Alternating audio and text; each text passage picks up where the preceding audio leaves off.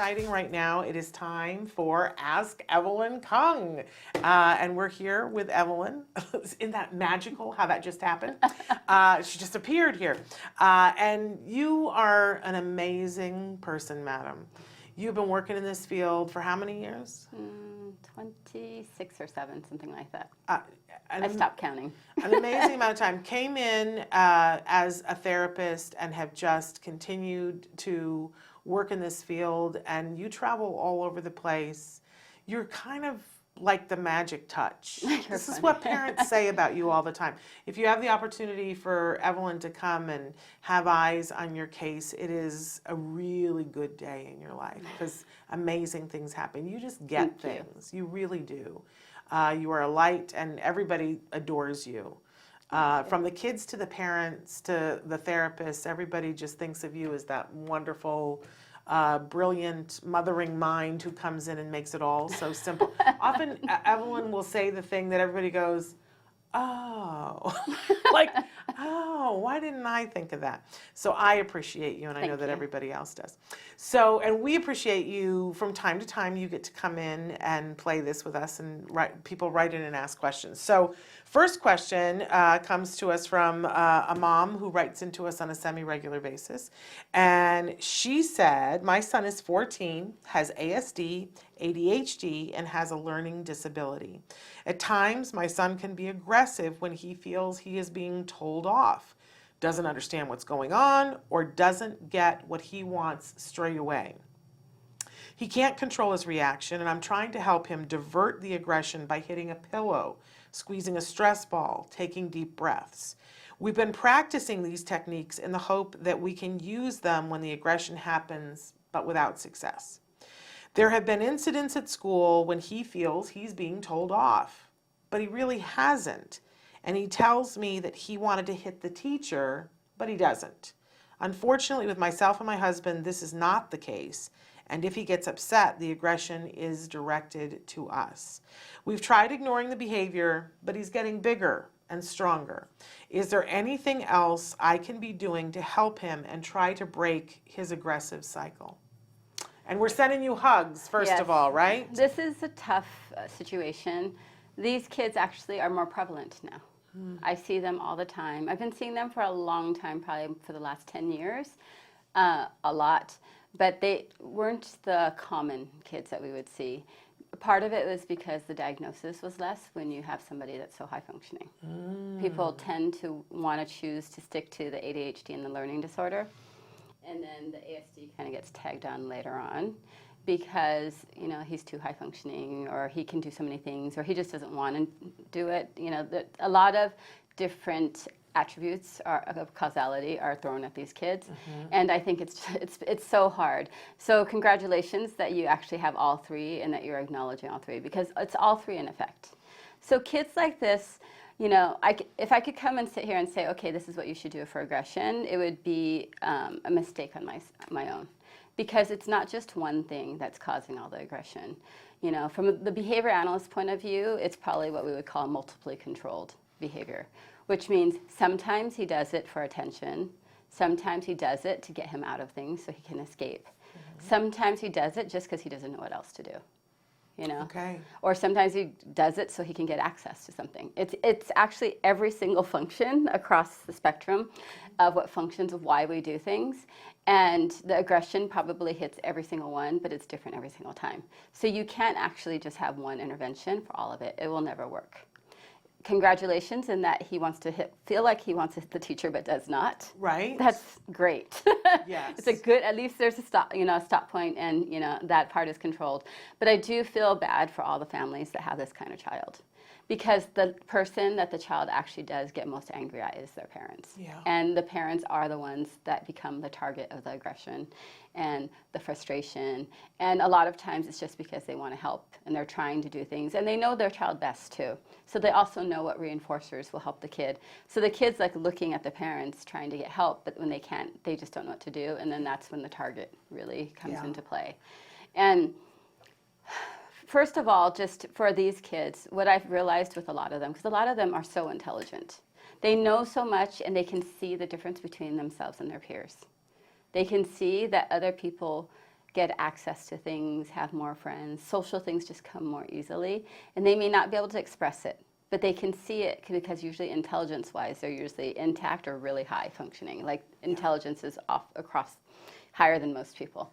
And the frustration that they see when they see that their peers have such an easy time is frustrating, but then they also see life as being really unfair because they don't know how to get access to all these things, and they can't figure it out, and they can't go read about it someplace. And that frustration of life being unfair, we would all be upset. Yeah. If we couldn't figure out how things worked, there would be a lot more of us Absolutely. being aggressive just because no one understands you. Yes. And though he talks, usually with these kids, there is a delay in language. Okay. And it's a delay in social language. Which is a really important distinction, Yes. right? They talk a lot, but they use very few words. Okay. So they speak on, these kids tend to speak very concretely.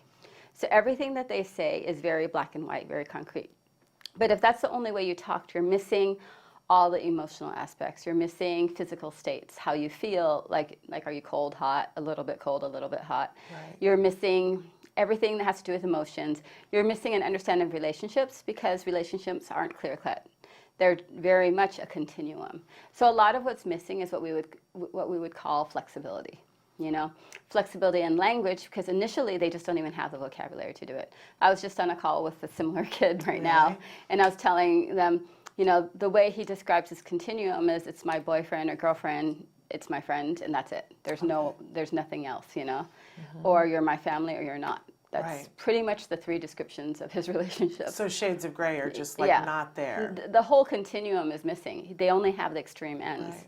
And when life is seen like that, that means you're either always a success or you're always a failure. And that it's horrible. The kids, their confidence, how they feel about themselves, frustration. Like I did all that work and I'm not getting any benefits from it. If they see, I had a kid who was like doing calculus and like 10 years old or something. And he was insistent that he was not good at math. And for years and years, he just kept saying he was. And I was like, we even showed him like grades from his class, like to show him, and he was just always insistent. And finally I said, what is the one thing that makes you think that you're really bad? Like, what happens in the classroom? Like, what actually happens? And the fact that the teacher will walk by and be like, oh, you need to erase this. And just the act of erasing mean he failed. Because his idea was he was either going to be successful, which meant perfect, Right. or he was a complete failure if he wasn't perfect. Wow, so that's a lot of frustration. I Love. can't even imagine. I mean, I know how I feel. I'm the world's worst about customer service. If I go into a store and I ask for something, and I always tell the example of I went in to a Walmart store and said, do you have X, Y, and Z? And the woman said to me, she goes, well, that was X-lined, so, and then didn't finish the sentence. And I said, I don't know what that means. What does that mean? And I have language, right? And I said, I don't know what that means. And she goes, well, it means it was X-lined. What is that? So does that mean you have it or you don't? And she goes, well, it was X-lined. And I asked like 13 different ways to find out, so does that mean it's in, that it's gone? And she just kept answering with it's X-lined. And I got so mad, I had like a tantrum. And I said, would you stop saying that and use different words to tell me what X-line. I mean, I was a grown adult and having a tantrum in an aisle at Walmart because I could not get this woman to communicate in a way that I could understand. Exactly. I can't imagine what it would be like if that's almost every interaction you have. You have enough language to, do some things, but not to get your needs met. Yeah. Frustrating. And so for these kids, they can't eat, life is just unfair. Yeah. They just see, they don't even understand how things work. And a lot of times it is the flexibility. It starts with language, I always say, because they have to have some kind of baseline of what they understand. And it can't be something that they've been told. Because just because they've been told and they can repeat back whatever the rule is, doesn't mean they actually understand the rule. And that's the problem with these kids too, is they can remember anything, and especially if they've been told something repetitively, they'll know the rule is when I get mad, I should hit a pillow. But in the reality of it, it doesn't help it at all. If I wanted to punch something, maybe hitting the pillow would work. Right. But if I'm frustrated because I've been trying to get access to something or someone or do something or learn how to do something and no one's telling me, hitting that pillow is not going to help at all. Okay, so what can she do? So, I always say, like, this is where you start with the flexibility. Like, if I'm using skills, so skills is our card curriculum, is I always say start with flexibility and start with language. So that's under executive function. All right. Teach them how to describe all the continuum of, I usually choose something that they have an opinion on, like food. Almost everybody has an opinion about food. Okay. Or maybe places they go. So they have to learn that continuum of like, oh, I like it a little bit. I sort of like it. I kind of like it. I don't really care about that. It's just a neutral thing. Or I don't really like that, but I will eat it. Okay. Or I like it when this happens. Right. Only. Like being able to describe all your feelings in between. Rarely in life do we say we love something or hate something. Right. At those extremes. Almost all our descriptions are in that gray, in that middle area. So if you can get kids to talk about all those, use those words in a non-aggressive topic or what they can identify as something you're trying to teach them. Okay. Do it with something that they really have a true opinion about. Right. And get them to learn that language. Then you take that language and you start applying it to social situations. Okay, so these lessons are in Skills, and for people who are new tuning in, Skills is a tool. You can go to www.skills4, and it's the number 4 autism.com. You can do a free trial to check it out. The issue with Skills, I'm just going to be honest, is that Skills can do so many different things that often parents go in and they go, oh, this is overwhelming, I don't know what to do. And the truth is if you just focus on the one thing you went into it for and just do that, you'll find that it's an amazing tool. And then later on, if you discover, hey, I want to learn about other things that Skills does, for me, it's a lot like a Mac computer. I just want to check my email, right? So I'm just going to learn how to check the email. I'm not going to learn how to do everything else and edit. But you can on a Mac computer, right? But just go in to do what you want to do. So you were saying this is in the executive functions curriculum. Well, I was going to say he's 14, so what might make it easier is there is a skills curriculum for older teens and adults. And even though 14 is kind of the cusp where you can go one or the other, it might be easier for you to use Skills Living. And it's skillsliving.com. And basically, it's for older teens and adults who come in, and there's 16 curriculum areas, and you basically choose what you want to work on. So if I'm only going to work on executive function, or I'm only working on social skills, you only have to do those 2 areas, the assessments that are at the start of each curriculum area, and then that'll help narrow things down for you a little bit more instead of everything else that's on there. Because we talked about this 2 weeks ago, the fact that in Skills Living there's so much information that no individual would need all of it. Yes. Because you wouldn't, if there were things that you had deficits over here and you would be working on something over there, then you wouldn't need the stuff over here. It wouldn't be appropriate. Yes. And the vice versa. Yes. If you're working over here, you don't need the stuff over here. Because let's face it, the spectrum just gets so much broader the older individuals get. Yeah. There are no 2 individuals that are going to need the same thing, and no one would need all of it. Yes. So don't even try to do all of it. Yeah, just go at what you think your need is, and go in. And maybe when you start it, you think, well, this doesn't quite meet it. But then you'll just look around and see, is there another area like personal responsibility? That's an area. And it's a smaller area because it's just basically how to take care of yourself. And there is an area on self-regulation too, but what I love about Skills is that when you open up a lesson, it also tells you what the prerequisites are for it. It's like going to college. You go, oh, well, I want to take this class, but the prerequisites are this, this, and this. I have to have those before I can do that. So you need to, when you see that prerequisite, you need to go back and teach the earlier lesson.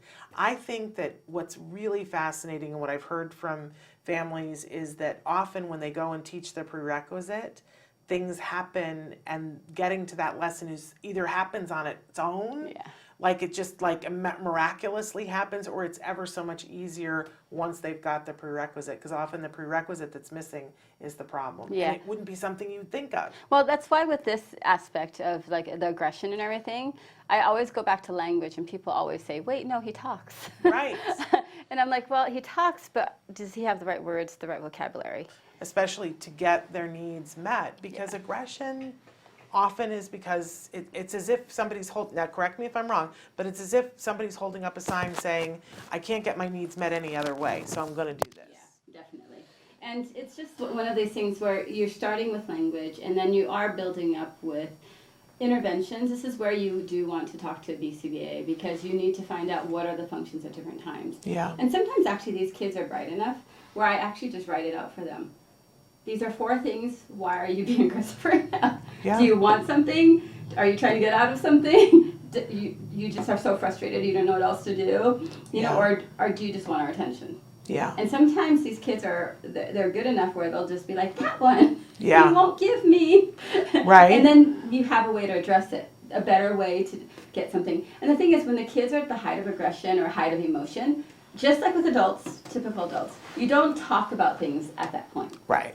They have to calm down first. Right. Once they calm down, then you can talk about it. You've stepped out of the emotion, and you can actually talk about ways to learn how to do this next time. Right. Like, what are better ways to get access to what you want? What are better ways to let us know you're frustrated without having to do this?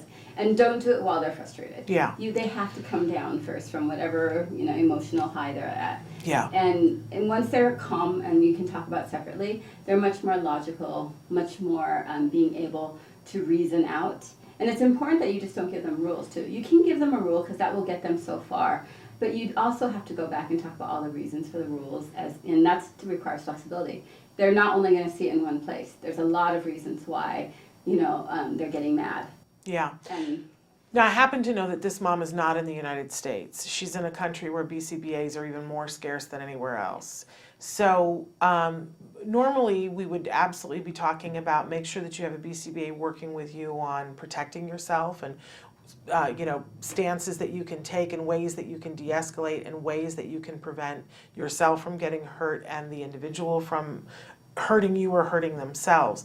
But what can somebody do if they're in a place where there's no BCBA? Are there trainings online to show parents how to deflect and how to, I mean, I know that, you know, I know that entities have these videos that they use internally and that they don't typically share them with parents because everybody's afraid that a parent will misuse the information and end up getting more hurt. And I think that's a real thing. But what is available for parents? I think a lot of times it's like we have IBT, the Institute for Behavioral Training. They have a lot of videos. I don't know if they would have the exact one that you want, but those are valuable because they can tell you just how to find functional behavior. Yeah. And they can teach you just how to identify it, and then you can teach your son too how to identify it, and that just gives them more power. Yeah. I'm doing this because of this reason, and at least then you know Yeah. what area he's in, Yes. so that you can have more discussion. Yeah. Or, you know, coping strategies are good as long as the kids, you know, the typical coping strategies work, except they can't just be rules. The kids have to understand it for them to actually use it. Yeah. You know, it doesn't become effective. Otherwise, they're breathing, but they're not calming down. Right. You know, they're trying to do that. And there's some physiological aspect where if they do learn how to breathe slowly and breathe out slowly, just the oxygen will calm them down. Yeah. And a lot of our kids, I'll actually tell them, but a lot of times they don't do it right. They end up making themselves more hyper because they're breathing fast instead. Yes. So it's like, no, we're going to count to 10 and breathe out. So that, and then it's funny because inevitably, even if they've been doing it a long time, they look at me and they say, this is taking a long time. It's like, it's true. That's part of the effectiveness. If you Right. get fast, it doesn't help. Right. You know? Well, I have to say, I've in recent years, I've become a big advocate of mindfulness. We have our mindfulness moment on Thursdays. And then 2 weeks ago, when I was at ABAI International Autism Conference, they had a workshop on mindfulness. And it was very eye-opening for me because I didn't know all the research that is behind mindfulness now. When used in conjunction with ABA, it makes ABA more effective. And that's doing mindfulness with everybody, with the individual who's on the spectrum, with the parent or caregiver, and the team that's working. If everybody is doing the mindfulness, everything is much more effective. Even if just one element of that three-legged stool is doing mindfulness, the ABA is more effective. So I'm going to be talking a lot more about that this year. But for the mom to, for you to find some strategies so that you have time during the day to be calm. Because I know when you're being hit and you don't know when it's going to happen, you're constantly feeling like it could happen at any moment. So finding a time during the day when you can ratchet that stress down, and also finding time to do that with the individual, it's like an insurance policy. Well, one of the things that does work that with some of our kids, and families actually have a really hard time in putting it into place, and I saw it actually as a part of a therapy program, at a living, is they have this thing where if you're getting mad, the rule in the house is you have to go to your own room for 10 minutes. Okay. They set a timer, and in 10 minutes you can come out and we can talk about it. Okay. And usually that 10 minutes, the kids calm down, and at the 10 minutes they tell the kid you can either come talk about it or you can choose not to. And that way the kids can decide, is it worth it?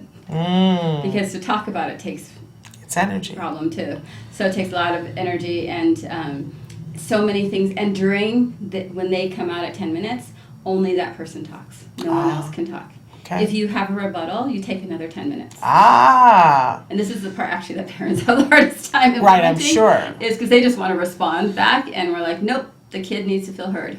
That's right. And so if the 10 minutes, no interruptions, no questions, no anything, and then you have to do another 10 minutes, and then the parents can come back, and then the parents get the right to talk without the kid interrupting. I like this a lot. And it works really well. Okay. It just takes a long time. Yeah.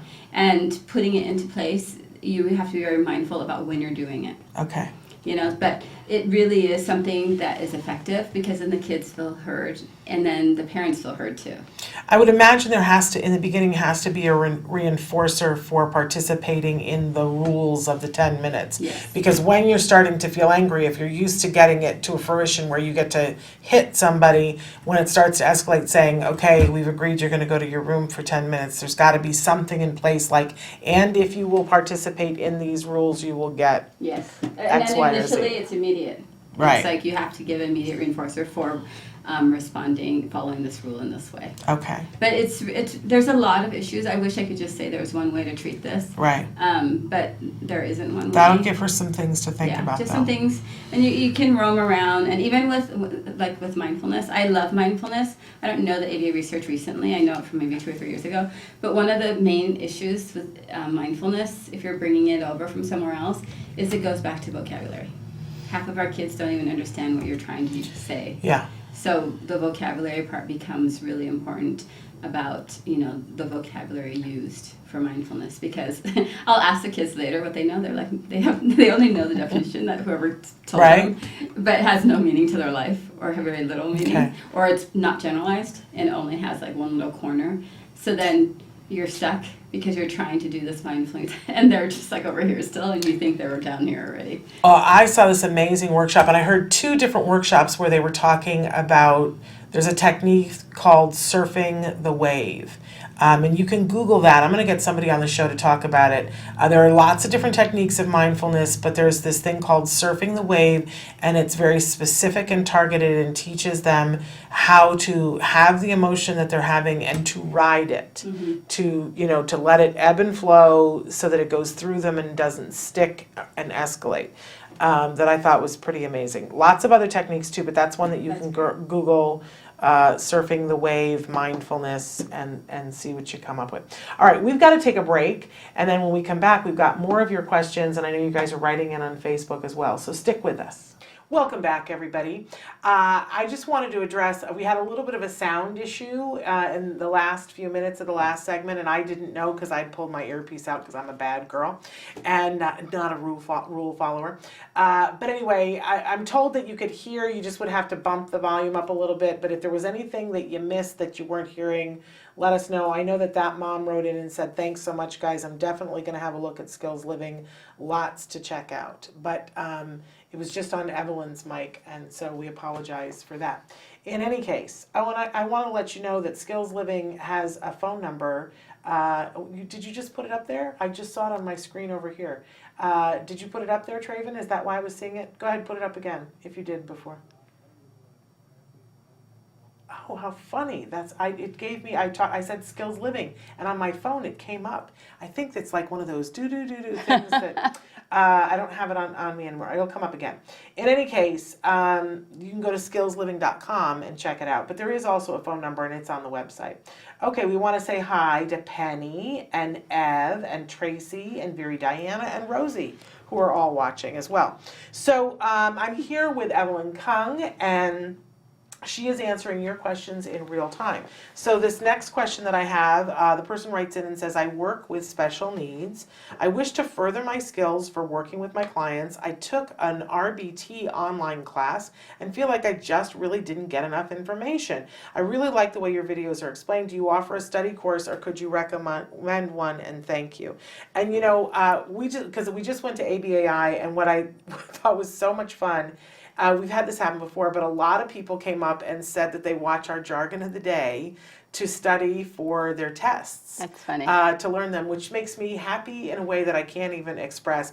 But we do not yet offer a course here on Autism Live or CE credits on Autism Live. You know, that's just not what we do. But I know you've got lots of different things that you can talk about, and you were talking about IBT before. Yeah, IBT actually, there's a professional side and there's actually a parent side. Mm-hmm. So if you are a teacher or, you know, work in some field with special needs, the professional side is probably going to be good for you. So being able to go through, you did the RBT class, which is good. You might consider the BCAT class because that one specifically focuses on autism techniques, and it puts a lot of the behavioral techniques into autism situations. So RBT, for people who don't know, Registered Behavior Technician. But that's a more general about ABA, correct? Yes. And so that, correct me, because somebody was asking me about this the other day, and I said I should check to make sure that I have this right. But it's a 40-hour online class that anybody can take. You can do it through IBT, and it's less than $450 to take the whole class.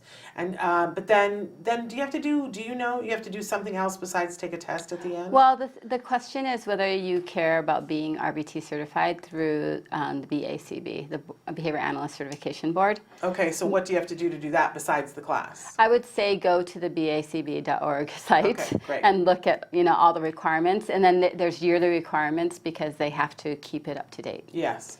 And then the BCAT, tell us about what that is. So that's Board Certified Autism Technician, and that takes the ABA rules and implements it into situations that are kids on the autism spectrum. Okay, and that is you can take an online class as well It's an online class. On IBT, and you take a test, a pretty intensive test. But with BCAT, you also, to get certified, you also have to do some hours, and somebody has to supervise you. There's some maintenance also, and both degrees right now are recognized by a lot of funding sources. Yeah. So it's one way to just get more experience. And then if you go on to the IBT website, the Institute for Behavioral Training, there's a lot of other information because people go there for information at the BCBA level too. And so it'll take you from the basic BT, behavior technician, all the way up to things that the BCBA is looking at too. So the supervisor. So, and just as an FYI, because people go, oh, I couldn't do that.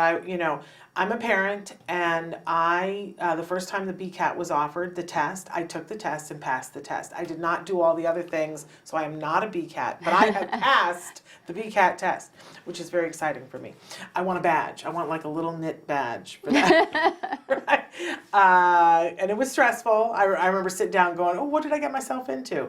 And I did not get a perfect 100 because I'm not good at the data questions. That's where I would have needed to study.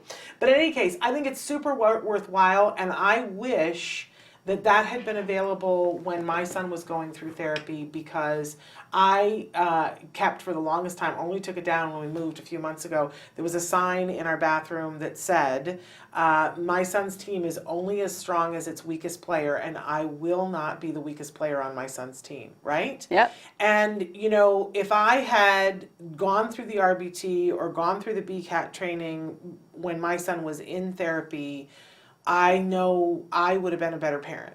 Well, I don't know. I think you learned it like you showed. You learned most of it anyway, Well, but years later, if I had known in year one, and like I tell you what, you guys, even I took the RBT training for the first time like a couple of months before my son finished, because that's when it was available for the first time. And then I didn't do the BCAT stuff until way, way, way later.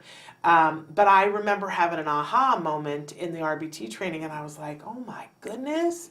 And then talking to someone in my life about it and saying, for instance, that there are this chain of events that happen that have to make a skill happening. And the example that they used was a child putting on a shirt.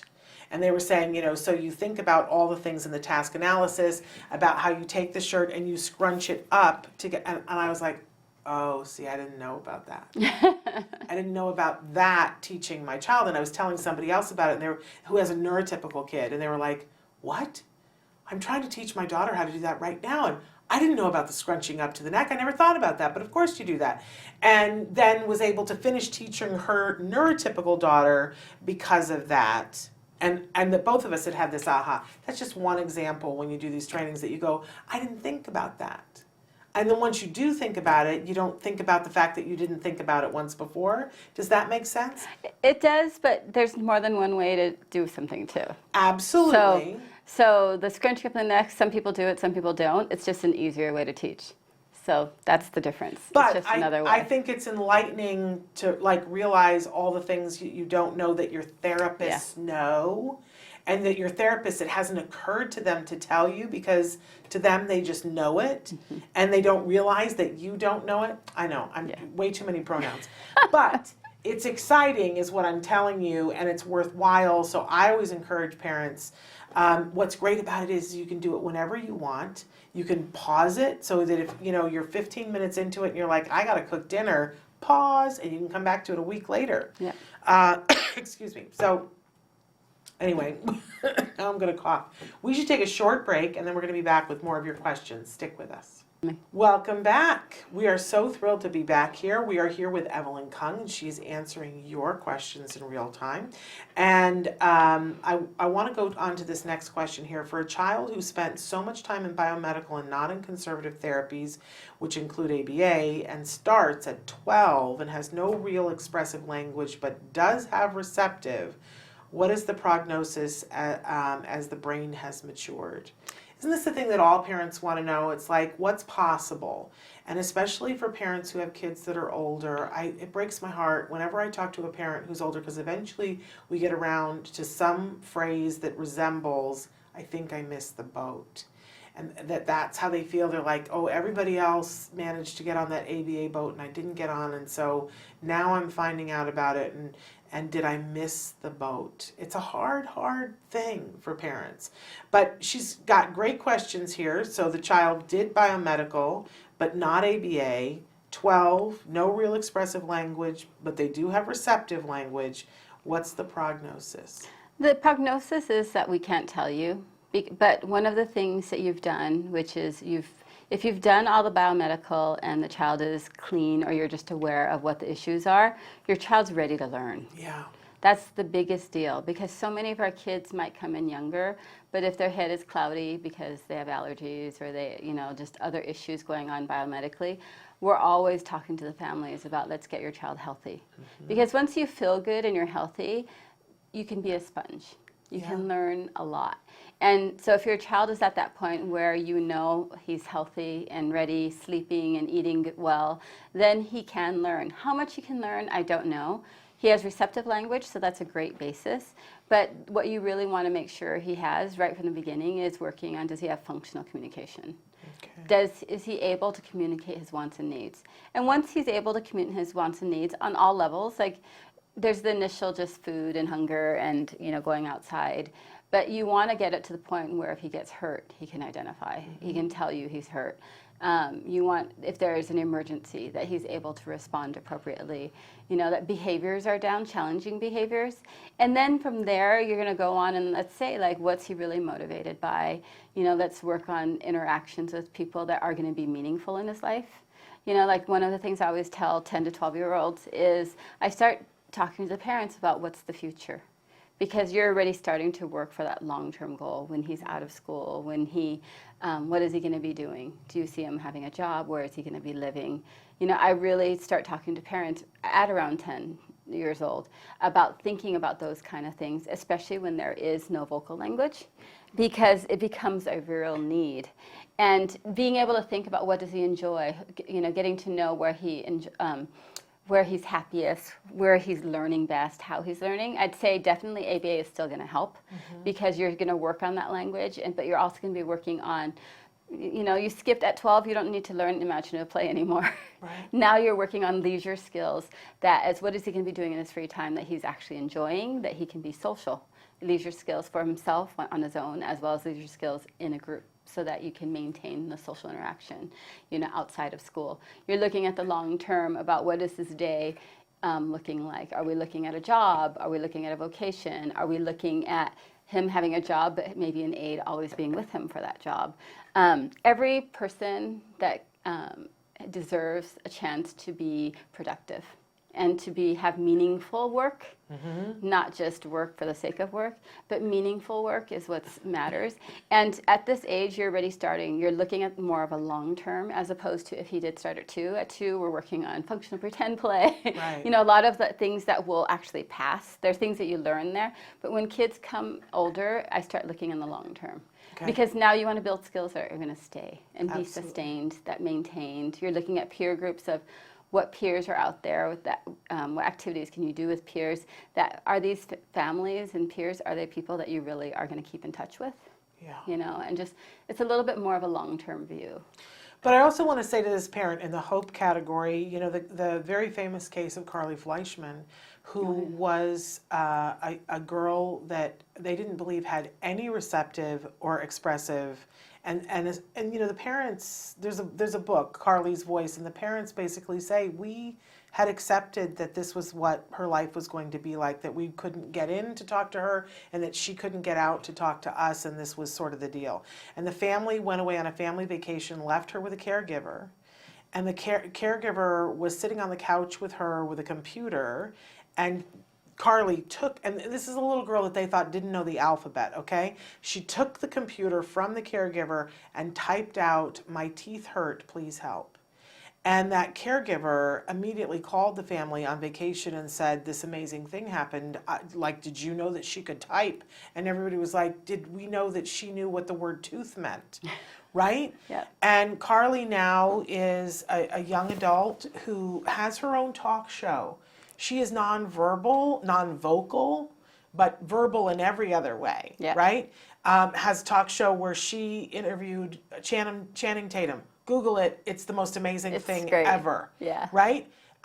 She is an amazing young woman who has been able to go and do all these things and has people following her every blog because she has something important to say. You know, she cannot engage in vocal speech the way that you or I can, but she has a full and rich life. And her parents didn't know that she could have that until she was 13, and she sent up the flag. So at 12, I just want to say to you that, like, don't let anybody, I love that you said we can't tell you, because no one can know. And let's see what your child wants to do. Yeah, what can they do? Because we do actually have multiple kids here who start late like this and do go on to live very productive lives. I just had one come in, actually, she was with us when she was younger, and she was non-vocal and basically only doing mans on her Proloco, on her iPad, saying like what she wants. But her mom started some kind of therapy, and we don't know what happened. But she came in, and she has full conversations now, Wow. but through writing. Wow. And she has complete conversations to the point where she actually asked me, and it was funny because Dr. Gramsci was with me and had left the room, and I've known her for a long time, so she actually, as it says, so Evelyn, do you want to work together so we can fix all these communication issues that kids are having out there? And I just looked at her and I said, sure. Let's work on it. But it was just like, it was such a big change, and she was 12, 13, the same age, and they never knew that she had these skills. Yeah, so there we go. There's some hope for you. Get that all on.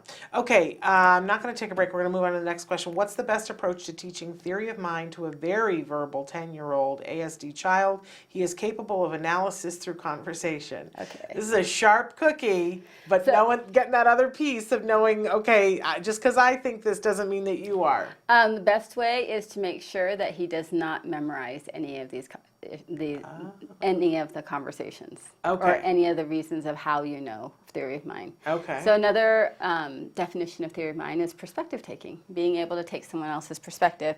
And in development, it starts early on. I always use the example of when you play hide and seek. Yeah. So at the beginning of kindergarten, there's usually 1 or 2 kids that can play hide and seek really well. Yeah.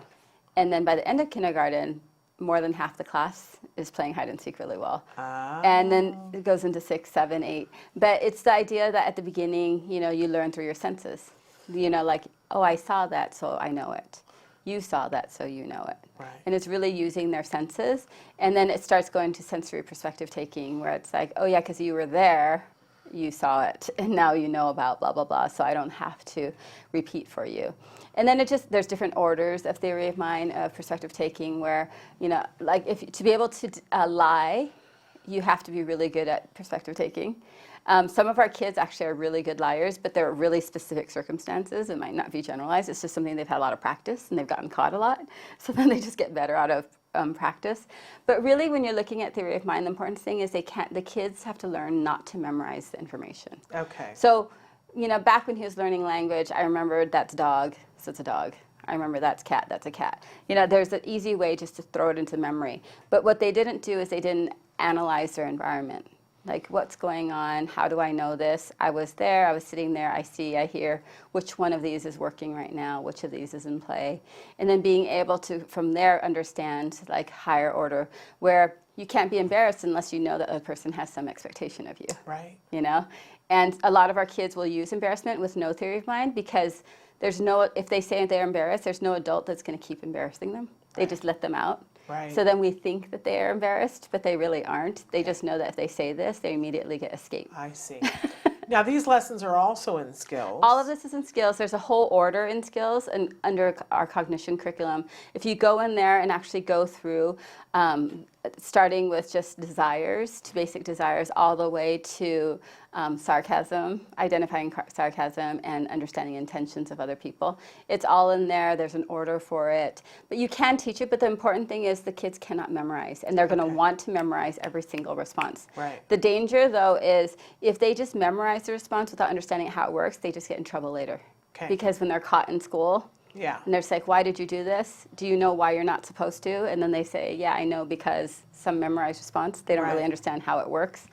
They get in a lot of trouble. Okay, so we have to be careful, change it up often enough so that they can't memorize the responses. And you also generalize too, like the kid where there's a kid on the show, and I won't say who, but a long time ago I asked when we were working on like there's just general knowledge, things people know without ever talking.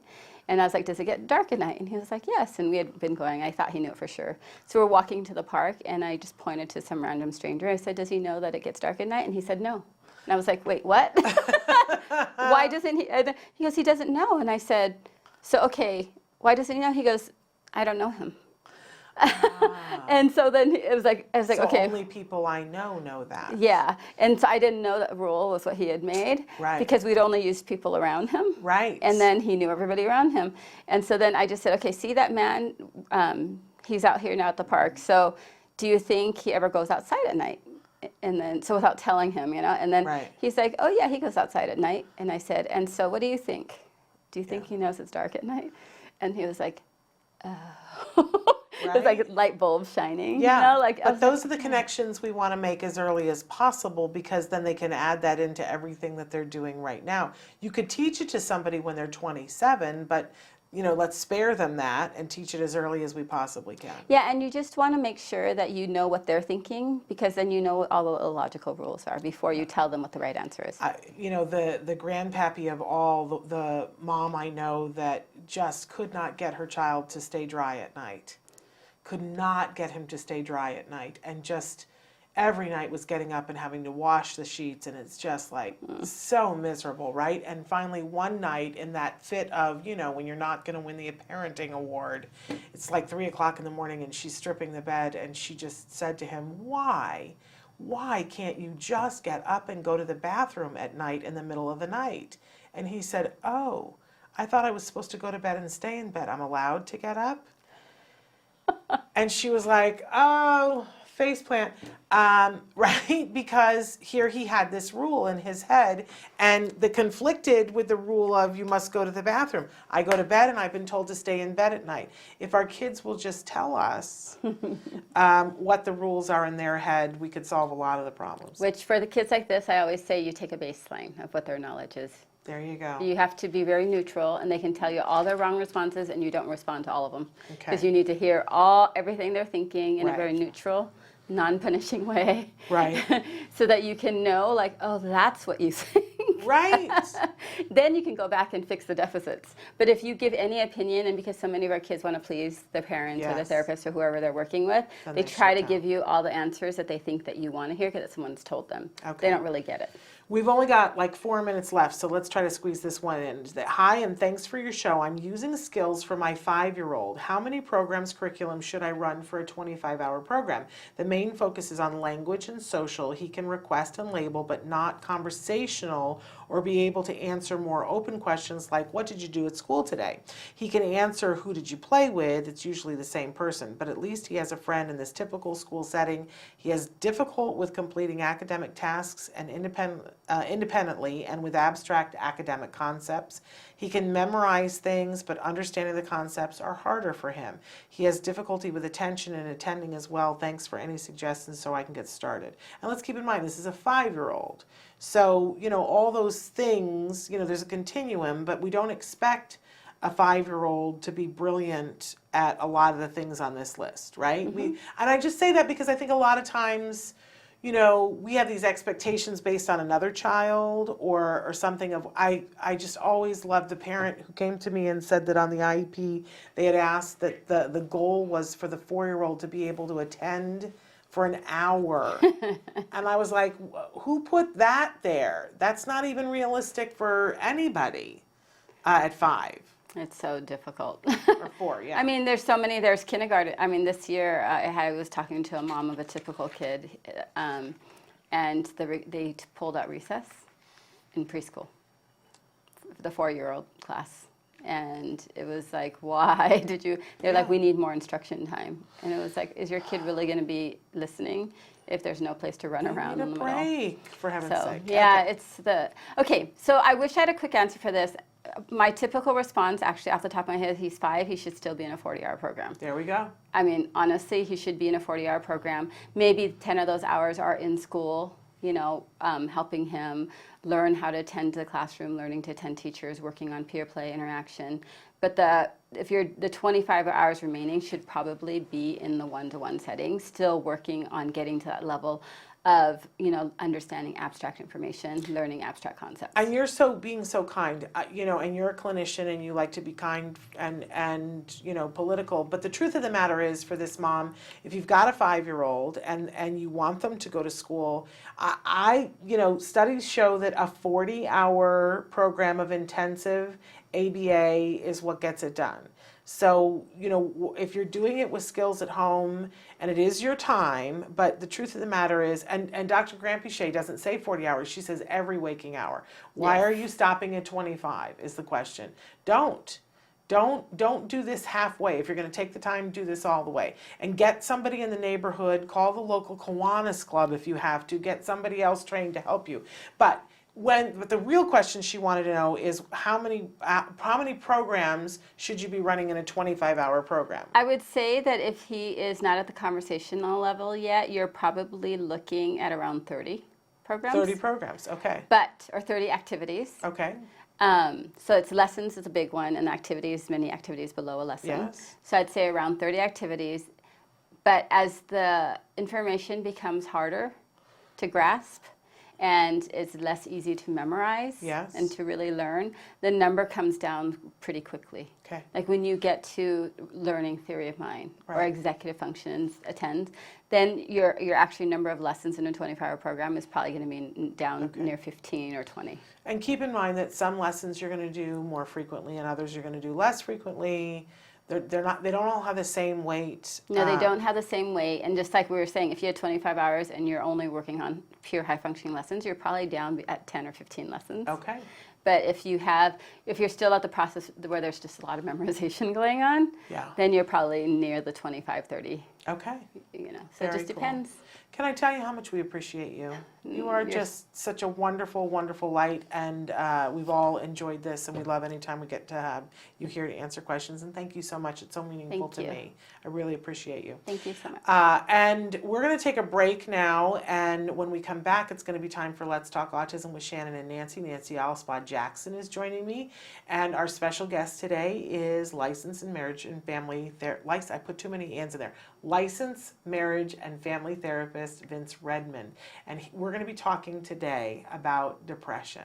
We're at the end of January. There's less light right now than ever. We've had more parents and more clients and more people on the spectrum writing to us about feeling low in the last couple of weeks. So we're really going to take it on and talk about depression and what you can do and the different kinds of depression. So all that plus in the news coming up after these messages. Stick with us.